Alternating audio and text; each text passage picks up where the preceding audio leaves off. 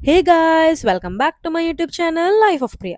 So, మా ఇంటి వరలక్ష్మి వ్రతం ఎలా అయితే మేము చేసుకోబోతున్నామో ఇప్పుడు ఈ వీడియోలో అయితే చూపిస్తాం. మా ఇల్లు రెనోవేషన్‌లో ఉండడం వల్ల ఈసారి మేము కొంచెం సింపుల్‌గా చేద్దాం అనుకున్నాం.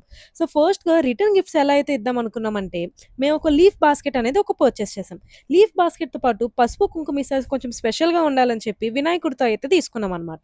దాంతో పాటు బ్లౌజ్ పీసెస్ బ్యాంగిల్స్‌తో ప్యాక్ చేసేసి ఒక క్యూట్ బ్యాగ్ లాగైతే తయారు చేసాం. ఇవన్నీ ప్రతి బాస్కెట్‌లో అయితే మేమైతే పెట్టాం. దాంతో పాటు కొబ్బరికాయి, తాంబూలంకి అట్టిపళ్ళు, ఇంకా తమలపాకులయితే పెట్టాం. దీంతో పాటు ఆ పసుపు కుంకాన్ని ఆ బ్లౌజ్‌కైతే మేమైతే టై చేసామనమాట. టై చేయడం వల్ల అదైతే సెపరేట్‌గా ఉండకుండా పడిపోకుండా ఉంటుంది. దాంతో పాటు ఫ్రూట్స్ కూడా మేమైతే సెపరేట్‌గా పెట్టాం. ఈ చిట్టి గాజులు అమ్మవారికి చాలా ఇష్టమని చెప్పి, ఆ చిట్టి గాజుల్ని చిన్న చిన్నగా టై చేసి ప్రతి బాస్కెట్‌లో అయితే మేమైతే పెట్టామనమాట. సో, ఇది మా చిన్న రిటర్న్ గిఫ్ట్ అనమాట అందరికి ఇచ్చేబోయేది. సో, ఇదంతా మేము బిఫోర్ డేయే ప్యాక్ చేసేసాం. నెక్స్ట్ డే ఎర్లీ మార్నింగ్‌గా నేను, మా మమ్మీ అయితే లెగిసి బయటైతే ముగ్గు పెట్టేసి, దానికి ఫ్లవర్స్, పసుపు, కుంకుమ సింపుల్‌గా ఒక ముగ్గు పెట్టేసైతే ఉన్నాం. దీని తర్వాత మా ఇంట్లో అయితే పూజ అయితే స్టార్ట్ చేసేసాం. ఇంకా ఎంత సింపుల్‌గా ఉన్న, ఎంత అడారబుల్‌గా ఉందో చూడండి. చాలా బావుంది. అసలు చూస్తూనే ఉండిపోవాలనిపించింది.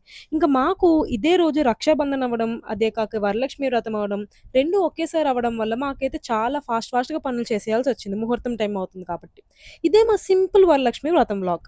సో, దీంతో పాటు రాఖీకి నేను మా అన్నయ్యకి ఎలా అయితే ఇచ్చానో, ఏం కట్టానో అవన్నీ కూడా నెక్స్ట్ వ్లాగ్‌లో అయితే చెప్తాను. ఇంకా మా ఇంటి రెనోవేషన్ గురించి నెక్స్ట్ డీటెయిల్స్ ఏమైనా కావాలంటే కామెంట్ చేయండి. నేనైతే నెక్స్ట్ వ్లాగ్‌లో చేస్తాను.